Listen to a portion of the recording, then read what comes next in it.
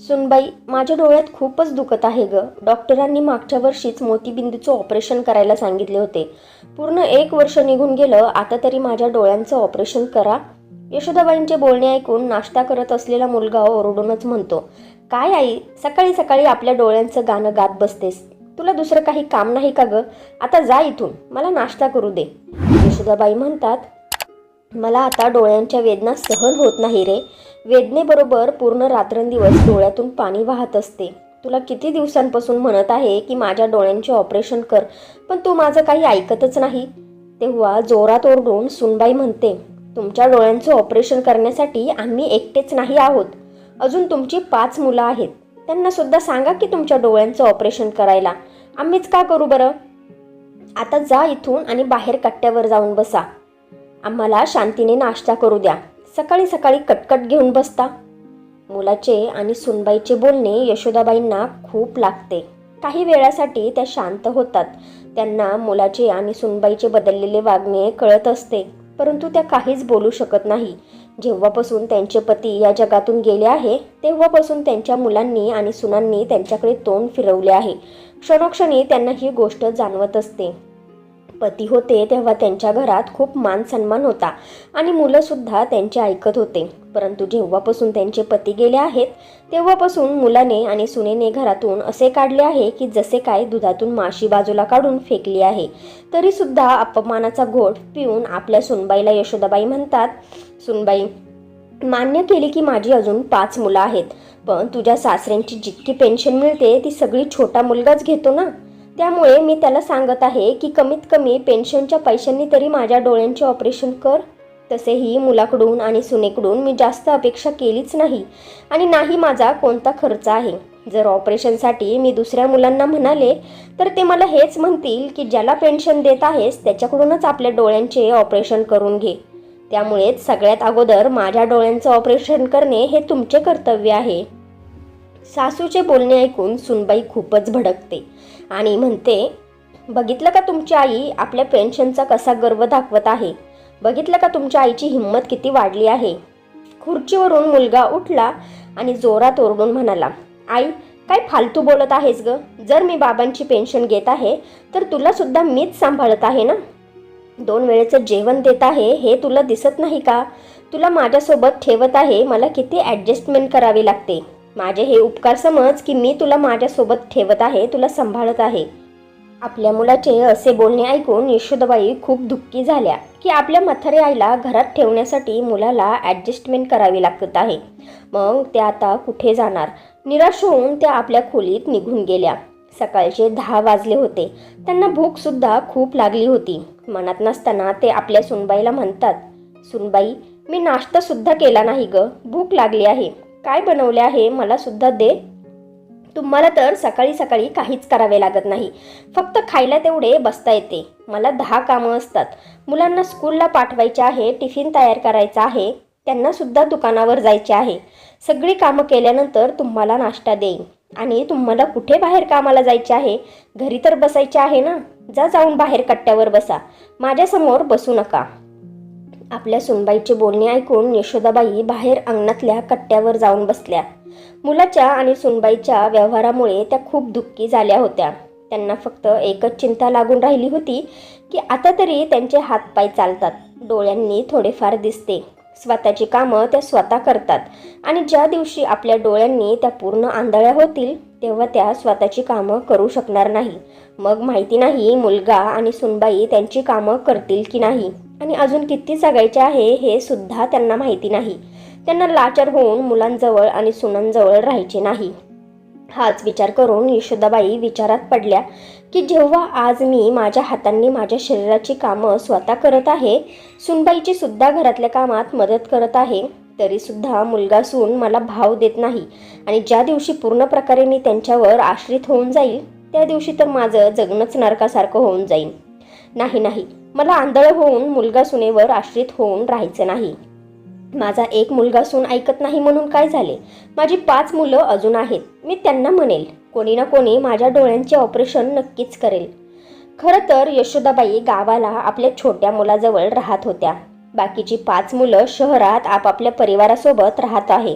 5ही मुलं सरकारी नोकरी करत आहे. 3 मुलं पोलीस आहेत आणि 2 मुलं रेल्वेमध्ये आहेत. आणि सगळ्यात छोटा मुलगा गावाला शेती सांभाळतो आणि सोबत दुकानही चालवतो. एक मुलगी आहे जिचे लग्न खूप वर्षापूर्वी झाले होते. ती सुद्धा आपल्या सासरी सुखात राहत आहे. वर्षातून कधी कधी 2-4 दिवसांसाठी माहेरी येते. यशोदाबाई बाहेर अंगणात कट्ट्यावर बसून विचार करत होत्या. तेवढ्यात त्यांचा मुलगा फोनवर बोलत बोलत आपल्या दुकानाकडे जात होता. तेवढ्यात यशोदाबाई त्याला म्हणतात, बाळा, फोनवर कोणासोबत बोलत आहेस? आई, सुमित सोबत बोलत आहे. अच्छा, सुमित सोबत बोलत आहेस? मला सुद्धा त्याच्यासोबत बोलू दे ना. खूप दिवसांपासून त्याच्यासोबत बोलले नाही.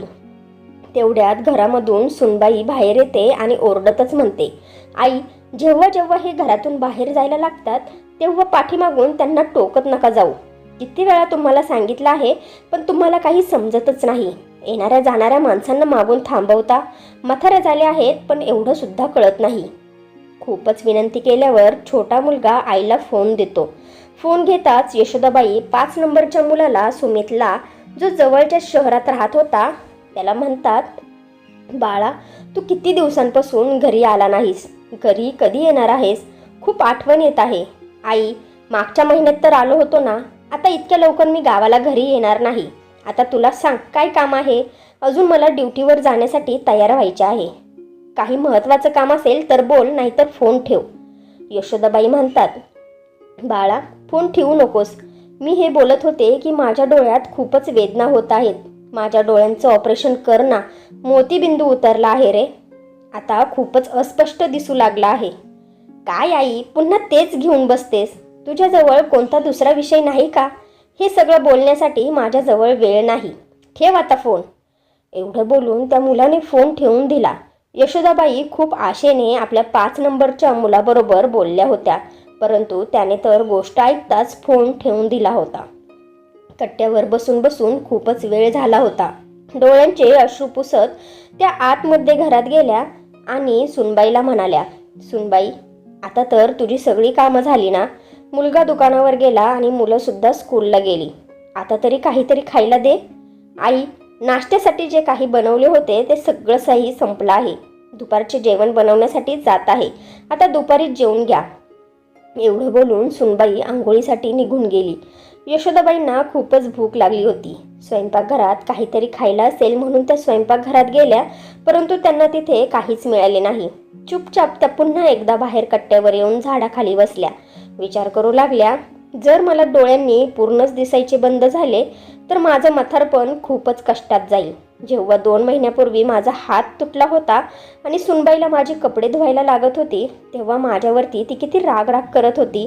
हाताचे प्लास्टर निघताच तिने कपडे धुणे सोडून दिले होते. हात एवढा दुखत असताना मी किती मुश्किलने माझी स्वतःची साडी धुवू शकत होते हे मलाच माहिती. आता माझी 2 मोठी मुलं गावाला येणार आहेत, कारण त्यांच्या दोघांच्या सासरी लग्न आहे. माझ्या दोन्ही मुलांचे लग्न एकाच घरात झाले आहे. दोघीही सख्ख्या बहिणी, सख्ख्या जावा आहेत. जेव्हा लग्नाला येतील तेव्हा मी माझ्या डोळ्यांच्या ऑपरेशनबद्दल त्यांच्यासोबत बोलेन. काही दिवसातच यशोदाबाईंची दोन्ही मोठी मुलं आणि सुना गावाला घरी आले. मोठी सुनबाई आपल्या छोट्या जाऊबाईला म्हणते, हे बघ, मी माझ्या भावाच्या लग्नात पूर्ण 10,000चा लेहेंगा खरेदी केला आहे. किती सुंदर दिसत आहे ना? हो हो, मी सुद्धा माझ्या नवऱ्याला सांगितले होते की माझ्या भावाचे लग्न आहे. जोपर्यंत तुम्ही मला कानातले झुमके देत नाही तोपर्यंत मी लग्नाला जाणार नाही. माझ्या नवऱ्याने सुद्धा मला त्याच दिवशी लगेच सोन्याचे झुमके घेऊन दिले. पूर्ण 60,000चे आले आहेत. आपल्या सुनांचे बोलणे ऐकून यशोदाबाईंना खूपच आनंद होत होता की चला, माझ्या मुलांनी किती प्रगती केली आहे. सुना किती चांगले चांगले कपडे घालत आहे, सोन्याचे दागिने घालत आहे. भलेही मी माझी हौस पूर्ण करू शकले नाही, परंतु माझी मुलं तर त्यांची हौस पूर्ण करत आहेत. जेव्हा माझी मुलं छोटी छोटी होती तेव्हा माझ्या अंगावर इतक्या जबाबदाऱ्या होत्या की माझ्यासाठी साधी एक साडी खरेदी करताना 10 वेळा विचार करावा लागत होता. कारण आमचे एकत्र कुटुंब होते आणि घरात नोकरी करणारे एकमात्र माझेच पती होते. पतीच्या पगारातूनच सगळा घर खर्च चालत होता. 2 नंदांची लग्न केली. आई वडिलांची जबाबदारी, गोळ्या औषधांचा खर्च माझे पतीच करत होते. आणि मग 6-7 मुलांना सांभाळणे, शिकवणे एवढं सोपं नव्हतं. त्यामुळे इतक्या साऱ्या जबाबदाऱ्यांमध्ये माझी स्वप्न पूर्ण करण्याची संधीच मिळत नव्हती. परंतु देवाच्या कृपेमुळे आज माझी शहरातली 5ही मुलं खूप पैसा कमवत आहे, खूप प्रगती करत आहे. कोणत्याच गोष्टीची कमी नाही. रात्री सर्वजण अंगणात एकत्र जेवायला बसले. तेव्हाच यशोदाबाई आपल्या दोन्ही मुलांना म्हणतात, यावेळेस मी सुद्धा तुमच्यासोबत शहरात येईल. यशोदाबाईंचे बोलणे ऐकून दोन्ही मुलं आणि सुना असे गप्प बसले की जसा काय त्यांना साप चावला आहे. परंतु जो छोटा मुलगा गावाला राहत आहे त्याला हे ऐकून आनंद झाला की चला चांगलं झालं, आई मोठ्या दादाजवळ गेली तर तिकडेच आपल्या डोळ्यांचे ऑपरेशन करून घेईन, मला खर्च करावा लागणार नाही. त्यामुळे तो छोटा मुलगा म्हणाला, चांगले आहे आई, तू दादाजवळ शहरात निघून जा, तिकडेच आपल्या डोळ्यांचे ऑपरेशन कर, कारण दादा तर मोठ्या शहरात राहतो, तिकडे डॉक्टर सुद्धा चांगले चांगले असतील, आरामात तुझ्या डोळ्यांचे ऑपरेशन होईल. तेव्हाच मोठी वहिनी तोऱ्यातच म्हणते, का आईला का आमच्या सोबत घेऊन जाऊ, पूर्ण पेन्शन तुम्ही ठेवता, मग आम्ही त्यांच्या डोळ्यांचे ऑपरेशन का करू बरं. हो हो दीदी, बरोबर बोलत आहे तू, भाऊजी आईच्या डोळ्यांचे ऑपरेशन तुम्हालाच करावे लागेल, आम्ही त्यांच्यावर कोणतेच पैसे खर्च करणार नाही. आणि तसेही बाबा गेल्यानंतर आम्ही 5 भावांनी हेच ठरवले होते की जो मुलगा बाबांची पेन्शन घेईन तो मुलगा आईची जबाबदारी उचलेन, नाहीतर बाबांची जेवढी पेन्शन आली आहे ती सगळी आम्हाला द्या, त्यानंतर आम्ही ऑपरेशन करतो. यासाठी छोटा मुलगा आणि सुनबाई तयार होत नाही, म्हणतात की नाही नाही, बाबांची पेन्शन तुम्हाला का द्यायची, तुम्ही तर पहिल्यापासूनच चांगली नोकरी करता, तुम्हाला चांगला पगार मिळतो, पेन्शनचे पैसे तर मीच ठेवणार. मग दोन्ही मोठी मुलं सुद्धा साफ साफ नकार देतात आणि म्हणतात की मग ऑपरेशन सुद्धा तुम्हीच करा, आम्ही आईला शहरात घेऊन जाणार नाही. मुलांचे बोलणे ऐकून यशोदाबाईंचे मन खूपच दुःखी झाले होते. जेव्हा मुलं छोटी होती तेव्हा त्यांच्या शिक्षणात आपला जीव ओवाळून टाकत होत्या. विचार केला होता की जेव्हा मुलं मोठी होतील तेव्हा आमची काळजी घेतील, परंतु इथे तर मुलं एका छोट्याशा जबाबदारीला सुद्धा एकमेकांच्या वर ढकलत आहे आणि उलट तर त्यांच्याजवळ तर पैशांची काहीच कमी नाही, पण जेव्हा आईची गोष्ट येते तेव्हा सगळे कंगाल होऊन जातात. तिन्ही मुलं आणि सुना याच गोष्टीला घेऊन आपापसात तू तू मे करू लागतात, ज्याला ऐकून यशोदाबाई काही न खाता पिता अंगणातून उठून आपल्या खोलीत निघून येतात आणि खूप वेळपर्यंत आपल्या पतीचा फोटो समोर धरून हुसमरून रडतात. म्हणतात की मला नव्हते माहिती की तुम्ही गेल्यानंतर मला असा दिवस सुद्धा पाहायला मिळेल. त्या दिवशी यशोदाबाई जेवल्या सुद्धा नाही, परंतु एका सुद्धा मुलाने किंवा सुनेने दया दाखवली नाही. कोणताच मुलगा म्हणाला नाही की आई तू जेवली का नाही, जेवून घे. सगळेजण जेवून खाऊन आपापल्या खोलीत निघून गेले आणि सकाळी शहरात निघून गेले. खूपच आशेने यशोदाबाईंनी आपल्या मुलांना ऑपरेशनसाठी सांगितले होते, परंतु मुलं सगळ्या आशा तोडून आपल्या बायकांना घेऊन शहरात निघून गेले. एक दिवस यशोदाबाई आपल्या छोट्या सुनबाईला म्हणतात, सुनबाई डोळ्यात सोडणारी ट्यूब संपली आहे, ती तरी मेडिकलमधून आणून दे. काय आई, आत्ता 4 दिवसांपूर्वीच तर आणली होती ना, आणि संपून गेली सुद्धा. रोज रोज डोळ्यात ट्यूब सोडण्याची काय गरज आहे, एक दिवस सोडून एक दिवस सोडत जा ना. सुनबाई जसे डॉक्टरांनी सांगितले होते तसेच तर मी करत आहे, छोट्या डोळ्यांमध्ये मी किती ट्यूब सोडणार. एवढे बोलून यशोदाबाई बाहेर अंगणात येऊन कट्ट्यावर बसल्या. आता त्यांची अजून 2 मुलं राहिली होती ज्यांना आपल्या ऑपरेशनबद्दल सांगायचे होते, परंतु जेव्हा यशोदाबाईंनी आपल्या त्या 2 मुलांना फोन केला तेव्हा त्यांनी फोन उचललाच नाही, कारण त्यांना पहिलेच कळाले होते की आई ऑपरेशनसाठी फोन करणार आहे. आता यशोदाबाईंना आपल्या मुलांचा आणि सुनांचा व्यवहार चांगल्याच प्रकारे लक्षात आला की कशा प्रकारे म्हाताऱ्या आईपासून 6 मुलं सुना पिच्छा सोडवत आहे. एक छोटेसे डोळ्याच्या मोतीबिंदूचे ऑपरेशन करण्यासाठी 6च्या 6 मुलांसमोर हात जोडावे लागत आहे, परंतु तरीही मुलं आणि सुना माझ्या डोळ्यांचे ऑपरेशन करायला तयार नाहीत. पूर्ण रात्रभर यशोदाबाई हीच गोष्ट विचार करत करत रडत राहिल्या की पूर्ण जग मुलगा झाल्यानंतर किती आनंद साजरा करतो, की मुलगा झाला तर म्हातारपणात आमची काळजी घेईन. हीच काळजी घेण्यासाठी आम्ही मुलांना जन्म देतो का, जे आमच्याकडून तर सगळं काही घेतात, परंतु जेव्हा त्यांची वेळ येते तेव्हा सगळेजण एकमेकांवर आईचे ओझे लादण्याचा प्रयत्न करतात. पूर्ण रात्रभर यशोदाबाई झोपल्या नाहीत, परंतु त्यांना एवढे समजले की त्या बिचाऱ्या बनून आयुष्य घालवू शकणार नाही. म्हातारपण कोणीच पाहिले नाही. माहिती नाही देवाने किती आयुष्य दिले आहे आणि तसेही पती गेल्यानंतर ते आपले जास्त आयुष्य मागतच नाही. आरामात देवाजवळ जाण्याची त्यांची इच्छा आहे, परंतु आता त्या आपले आयुष्य कोणासमोर रडून जगणार नाहीत. स्वाभिमानाने आपले म्हातारपण जगणार हाच विचार करून त्या एक निर्णय घेतात आणि सकाळी उठून सुनेच्या मोबाईलवरून आपल्या मुलीला फोन करतात. फोन झाल्यावर सुनबाई बोलते, आई, आता तर कोणता सण सूद नाही आणि नाही उन्हाळ्याच्या सुट्ट्या आहेत. मग तुम्ही आपल्या मुलीला इकडे का बोलवले? तुमची मुलगी आल्यानंतर घरात खूप खर्च वाढतो, तुम्हाला माहीत आहे का? आणि तसेही तुमच्यावर आम्ही खूप खर्च करतो. 2 वेळेचे जेवण देत आहे, गोळ्या औषधांचा खर्च उचलत आहे. तेव्हा यशोदाताई म्हणाल्या, का सुनबाई, मी माझ्या मर्जीने माझ्या मुलीला बोलावू शकत नाही का? हे घर तुझ्या अगोदर माझे आहे. पूर्ण 50 वर्ष मी या घरात राहिले आहे, त्यामुळे या घरावर माझा हक्क आहे. तू तर या घरात काही वर्षांपूर्वीच आली आहे आणि माझ्या मुलीला या घरात बोलवण्यासाठी कोणाला मला विचारण्याची गरज नाही. माहिती नाही आज सुनबाईला असे वाटले की यशोदाबाई आज थोड्या बदलल्या आहेत. आणि हो, खरंच यशोदाबाईंनी आता स्वतःला बदलण्याचा विचार केला आहे. दुपारपर्यंत त्यांची मुलगी सारिका घरी येते आणि यशोदाबाईंना म्हणते, आई, काय झाले आहे? तुम्हाला इतके घाईघाईत का बोलवले आहे? सगळं ठीक तर आहे ना?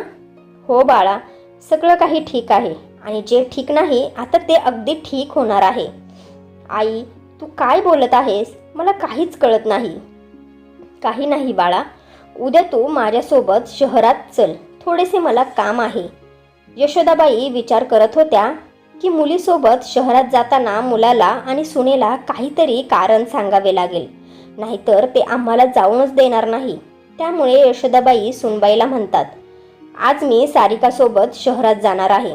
खरं तर तिच्या ओळखीचे एक चांगले डॉक्टर आहे, त्यांनाच माझे डोळे दाखवून येईल. सारिका म्हणत होती की मी तुझे डोळ्यांचे ऑपरेशन करते. मुलगा आणि सून यशोदाबाईंचे बोलणे ऐकून खुश होतात की चला आता आईचे ऑपरेशन तिची मुलगीच करेल. ती आईसोबत शहरात जाणार आहे तर तीच खर्च करेल, त्यांना खर्च करण्याची गरज नाही. शहरात जातात सारिका आत्तापर्यंत गप्प होती, ती आता आईला विचारते, आई, आता तरी सांग, तू मला शहरात का घेऊन आली आहेस? बाळा, तू माझ्यासोबत बँकेत चल, मला महत्त्वाचं काम आहे. पण आई, तू म्हणाली होतीस की हॉस्पिटलमध्ये जायचे आहे. बँकेत काय काम आहे?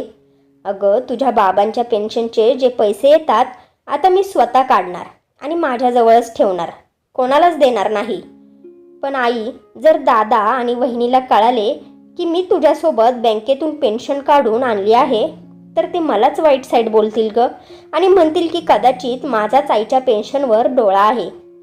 पण तसे तर माझ्या मनात असे काहीच नाही, तुला माहिती आहे. यशोदाबाई म्हणतात, अगं तू चिंता का करतेस? मी जसे म्हणत आहे तू तसेच कर, कारण मला लिहिता वाचता येत नाही, त्यामुळे बँकेचे कागद ना वाचू शकते आणि नाही समजू शकते. त्यामुळे मला तू सगळं काही समजावून सांगत जा आणि मी जसे म्हणत आहे तसे करत जा. माझे एक वेगळे खाते खोलून दे ज्याच्यामध्ये तुझ्या बाबांची पेन्शन येत जाईल. मी आता मुलाला आणि सुनेला माझ्या पतीची पेन्शन देणार नाही. मी माझ्या सगळ्या मुलांना बघितले, माझे काहीच ऐकत नाही आणि मला 1 रुपयासुद्धा देत नाही. एक पैशांसाठी मला त्यांनी त्रास दिला आहे. स्वतःसाठी कितीही खर्च करतात, परंतु माझ्यासाठी, माझ्या गरजेसाठी थोडेसुद्धा पैसे खर्च करत नाही. तुला माहिती आहे का, किती दिवसांपासून माझ्या डोळ्यांना त्रास होत आहे, नीट दिसत पण नाही.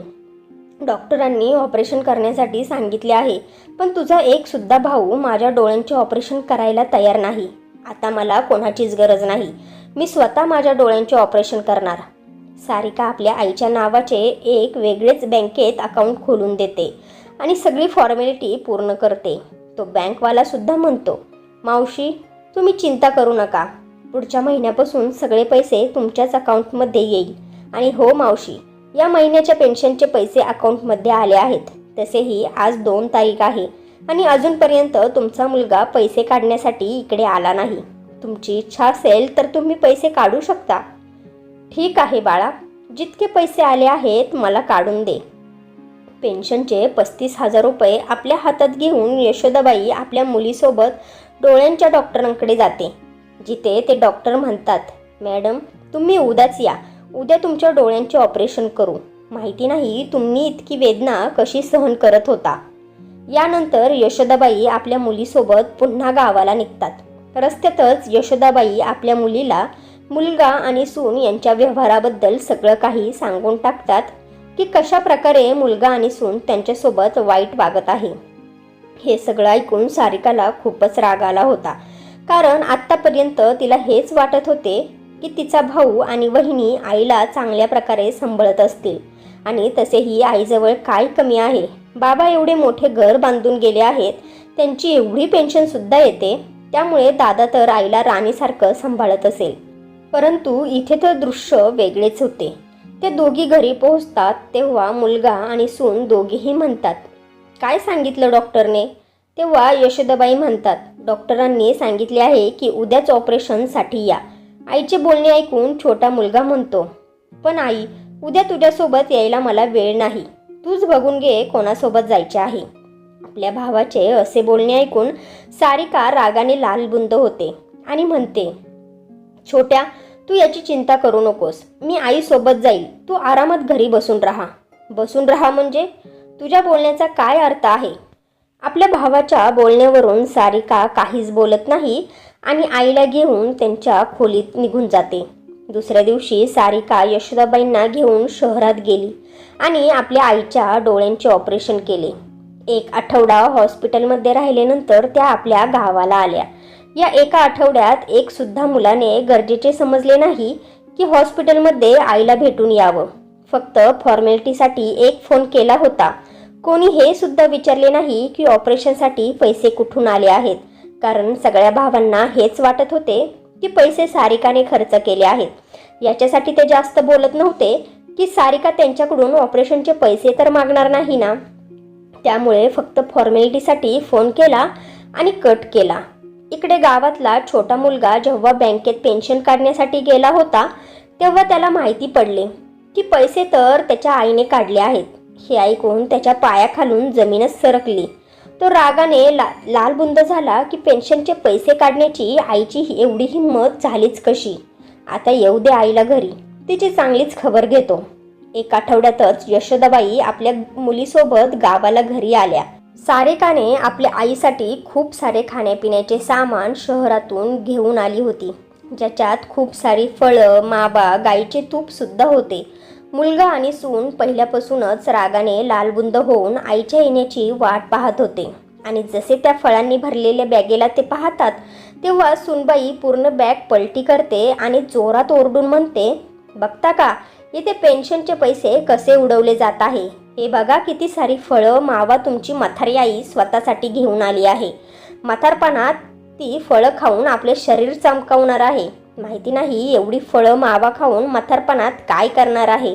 हत्ती गेला आणि शेपूट राहिले तरी फळं अशी घेऊन आली आहे जसे काय तिचे पूर्ण आयुष्य अजून बाकी आहे. आपल्या वहिनीचे अशा प्रकारचे बोलणे ऐकून सारिकाला राहवले नाही आणि रागाने ती बोलली, वहिनी तोंड सांभाळून बोला. असे कोणी म्हटले आहे की म्हातारपण आले की खाणेपिणे सोडायला लागते. अरे म्हातारपणात तर अजून पौष्टिक खाण्याची गरज असते, म्हणजे ते आजारी पडणार नाहीत. जर ते आजारी पडले तर मुलाचे आणि सुनेचेच काम वाढते. त्यामुळे हेच चांगलं आहे की म्हातारपणात त्यांना वेळेवर जेवण देऊन त्यांची काळजी घेऊन त्यांना निरोगी ठेवावे. आणि जर आई स्वतःसाठी खाण्यापिण्याचे सामान घेऊन आली आहे तर याच्यात तुम्हाला का त्रास होत आहे. आई तुमच्याजवळ पैसे मागायला आली नव्हती. बाबांच्या पेन्शनचे जे पैसे येतात त्याच्यातूनच तिने हे सगळं खरेदी केले आहे, आणि आपल्या डोळ्यांचे ऑपरेशनसुद्धा त्याच पैशांनी केले आहे. हे ऐकून मुलगा तोऱ्यात म्हणाला, काय आई, तू तुझ्या डोळ्यांचे ऑपरेशन पेन्शनच्या पैशाने करून आली आहेस? मला वाटले होते की सारिकाने ऑपरेशनचे पैसे दिले आहेत. यावर यशोदाबाई रागात म्हणाल्या, का रे बाळा, प्रॉपर्टी तू ठेवणार आणि ऑपरेशनचे पैसे सारिका देणार, हा कोणता न्याय आहे? मुलगा लगेच म्हणाला, पण आई, तू पेन्शनचे पैसे का काढलेस? तुझी हिंमतच कशी झाली? मला का नाही विचारले? यावर यशोदाबाई म्हणाल्या, का बाळा, माझ्या नवऱ्याच्या प्रॉपर्टीवर माझा सुद्धा हक्क आहे आणि याच हक्काने मी ते पैसे काढले आहेत. नवऱ्याच्या पेन्शनवर फक्त त्याच्या बायकोचा अधिकार असतो, नाही मुलाचा आणि सुनेचा. आणि तू मला पेन्शनचे पैसे काढण्यापासून थांबवू शकत नाही. आणि जास्त काही माझ्यावर जबरदस्ती करण्याचा प्रयत्न केला तर पोलिसात तक्रार करेल. पोलीसवाले तुमच्या दोघांची चांगलीच खबर घेतील. यशोदाबाईंचे बोलणे ऐकून सुनबाई म्हणते, आई, भले तुम्ही आपल्या पेन्शनचा गर्व आम्हाला दाखवत आहे, पण जेव्हा तुमचे म्हातारपण येईल आणि जेव्हा तुम्हाला आमची गरज पडेल तेव्हा तुमचा हाच मुलगा आणि सून कामी येतील. तुमची मुलगी कामी नाही येणार. सुनबाईचे बोलणे ऐकून यशोदाबाई हसल्या आणि म्हणाल्या, सुनबाई, ते तर आत्ताच समोर दिसत आहे की माझ्या कामी कोण आला आहे आणि कोण नाही. मी तुमच्या हातापाया पडत राहिले पण कुणीच माझ्या डोळ्यांचे ऑपरेशन करायला तयार झाले नाही. नंतर माझी मुलगीच माझ्या कामाला आली. मग तुम्ही माझ्या म्हातारपणात कसे काय कामी येसाल? तेवढ्यात मुलगा ओरडून म्हणतो, अच्छा, आता मला सगळं काही समजायला लागले आहे. तुम्हा दोघी मायलेकींना मिळून पेन्शनचे पैसे हडप करायचे होते. आत्ताच्या आत्ता माझ्या घरातून चालते व्हा. जा तू तुझ्या लेकीच्या घरी जाऊन राहा. आपल्या मुलाचे असे बोलणे ऐकून खूप हिम्मत करून यशोदाबाईंनी त्याच्या जोरात कानाखाली लावली आणि म्हणाल्या, कोण काय हडप करत आहे हे तर मला साफ साफ दिसत आहे. जर मला माझे स्वतःचे घर आहे तर मग मी माझ्या मुलीच्या घरी का जाऊ? आणि तुझे हे घर कसे काय झाले? हे घर माझ्या पतीचे आहे. त्यांनी खूप कष्टाने बनवले होते, त्यामुळे हे घर फक्त माझेच आहे. पेन्शनचे पैसे सुद्धा माझेच आहेत. आता तुम्ही लोक माझ्या घरातून निघून जा. मी तुम्हा लोकांना माझ्या घरात राहू देणार नाही. आता माझ्या डोळ्यांचं सुद्धा ऑपरेशन झालं आहे. मला चांगले दिसायला लागले आहे. मी स्वतः माझी काळजी घेऊ शकते. मला तुमच्यासारख्या नालायक मुलाची आणि सुनेची गरज नाही. सांग तुझ्या भावांना की आई घराची आणि जमिनीची वाटणी करणार आहे. आपल्या आईचे बदललेले वागणे पाहून मुलाच्या आणि सुनेच्या पायाखालची जमीन सरकली. त्यांना खूप मोठा धक्का बसला. घाबरून मुलाने लगेच आपल्या 5 भावांना फोन केला आणि पेन्शनच्या गोष्टीसोबत घर जमिनीच्या वाटणीबाबत सगळं काही सांगून टाकले. जर आईने आपल्या पेन्शनसोबत घर आणि जमीनसुद्धा आपल्या मुलीच्या नावावर केली तर या भीतीने 5ही मुलं आपल्या बायकांसोबत गावाला लगेच आले. यशोदाबाईंना सुद्धा हेच हवे होते की त्यांची 6च्या 6 मुलं आणि सुना एका अंगणात एकत्र यावेत, म्हणजे त्या त्यांचा निर्णय त्यांना सांगतील. जेव्हा 5ही मुलं आणि सुना गावाला आले तेव्हा त्यांनी आईला हे सुद्धा विचारले नाही की डोळ्यांचे ऑपरेशन कसे झाले, तुझी तब्येत कशी आहे, दुखत तर नाही ना. उलट ओरडून म्हणू लागले, हे तू चांगलं नाही केलं आई.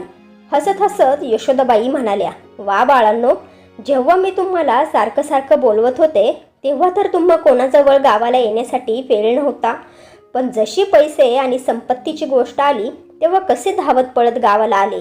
म्हातारे आईसाठी कोणाजवळ 2 दिवसाचा वेळ नव्हता. आता कसा तुम्हाला वेळ मिळाला सगळ्यांना? आपल्या आईचे बोलणे ऐकून शहरातील 5ही मुलं सुना शांत बसली. तेव्हा ज्या 2 मुलांनी यशोदाबाईंचा फोन उचलला नव्हता त्या मुलांना यशोदाबाई म्हणतात, तुम्ही दोघांनी तर माझा फोनच उचलला नाही. जेव्हा घराची आणि जमिनीच्या वाटणीची गोष्ट आली तेव्हा धावत पळत आले. लाज वाटत नाही का तुम्हाला? तुमच्यासारख्या नालायक मुलांच्या ऐवजी देवाने मला 6 मुली दिल्या असत्या तर खूप चांगले झाले असते. आई, काय फालतू बोलत आहेस? आणि तुझ्या डोक्यात घराच्या जमिनीच्या वाटणीची गोष्ट कशी काय आली? बरोबर बोलत आहेस पोरा. पहिली तर माझ्या डोक्यात पेन्शन घेण्याचा सुद्धा विचार डोक्यात आला नव्हता. मला वाटत होते की माझी 6 मुलं आहे, मग मला चिंता करण्याची काय गरज आहे? जेव्हा पैशांची गरज पडेल तेव्हा मुले देतील. पण मी आता पाहिले, जेव्हा मला गरज पडली तेव्हा माझा एक सुद्धा मुलगा मला हॉस्पिटलमध्ये बघायला आला नाही. त्यामुळे आता मी पेन्शन माझ्याकडेच घेणार आहे आणि घराचा आणि जमिनीचा जो 7वा हिस्सा आहे तो मी घेणार आहे. आपल्या आईचे असे बोलणे ऐकून मोठा मुलगा हसतो आणि म्हणतो, आई, तू घराचा आणि जमिनीचा 7वा हिस्सा घेऊन या म्हातारपणात काय करणार आहेस? तेव्हा यशोदाबाई म्हणतात, मी गरिबाला दान करेन किंवा एखाद्या आश्रममध्ये जाऊन देईन, पण माझा हिस्सा मी मुलांना आणि सुनांना देणार नाही, तुम्हाला नाही देणार. जोपर्यंत जगेन तोपर्यंत माझे म्हातारपण त्या पैशांनी काढेल. तेव्हा एक मुलगा म्हणतो, आई, तुझ्यासाठी तर पेन्शनचे पैसे पुरेसे आहेत, मग तुला 7वा हिस्सा का हवा आहे? यशोदाबाई म्हणतात, कारण मला माझ्या आयुष्याचा एक तुकडा सुद्धा तुम्हा लोकांना द्यायचा नाही. भलेही रस्त्याच्या भिकाऱ्याला देईन, ज्याला द्यायचा आहे त्याला देईन. जो माझी सेवा करेल त्यालाच मी माझा हिस्सा देईन. फुकटमध्ये माझा हिस्सा मी कोणालाच देणार नाही. आणि शेवटी यशोदाबाई आपल्या घराचा आणि जमिनीचा 7वा हिस्सा घेऊनच राहतात. आता त्यांच्याजवळ ना पैशांची कमी आहे, नाही कोणत्या गोष्टीची. आता त्या आपल्या मुलांना म्हणतात, आता तुम्ही सांगा, तुमच्यापैकी मला सांभाळण्यासाठी, माझी सेवा करण्यासाठी कोण तयार आहे? त्यालाच मी माझा हिस्सा आणि पेन्शनचे पैसे देईल. आपल्या आईचे बोलणे ऐकून सगळीच मुलं म्हणू लागली, आई तू माझ्यासोबत शहरात चल. मोठी दोन्ही मुलं म्हणू लागली, आई तू आमच्यासोबत शहरात चल. आम्ही दोघे जवळजवळ राहतो. जिथे तुझे मन होईल तिथे येत जात राहा. कालपर्यंत जी मुलं म्हातारी आईला ओझे समजून एक दुसऱ्यांवर लादत होते आणि बाजूला होत होते, आज तीच मुलं पैशांच्या लोभापायी आईला आपल्यासोबत घेऊन जाण्यासाठी भांडू लागले होते आणि नंतर एक एक करून आपल्याजवळ आईला खूपच आरामात सांभाळू लागले. त्यांची सेवासुद्धा करू लागले. आता आपल्या हिस्स्याचे घर, जमीन आणि पेन्शन सगळं काही यशोदाबाई आपल्या हातात ठेवत होत्या आणि जेवढे गरजेचे होते, ज्या मुलाजवळ जायच्या तेवढेच खर्च करत होत्या. बाकी आपल्याजवळच ठेवत होत्या. तर मित्रांनो, जर म्हातारपणात मुलगा आणि सून सेवा करत नाही किंवा सांभाळत नाही, तेव्हा त्यांना यशोदाबाईसारखे पाऊल उचलायलाच हवे. कारण जर सरळ बोटाने तूप निघत नसेल तर बोट हे वाकडे करावेच लागते. आणि यशोदाबाईंनी तेच केले. जेव्हा आपण सगळं काही आपल्या मुलांना आणि सुनांना देतो आणि त्यांच्यावर आश्रित होतो आणि नंतर आपलेच पैसे त्यांच्याकडे हात पसरून मागावे लागतात, तेव्हा मुलं आपलेच पैसे आपल्याला देण्यासाठी उपकाराची भाषा करतात. आपलेच पैसे आपल्याला देताना उपकार करतात.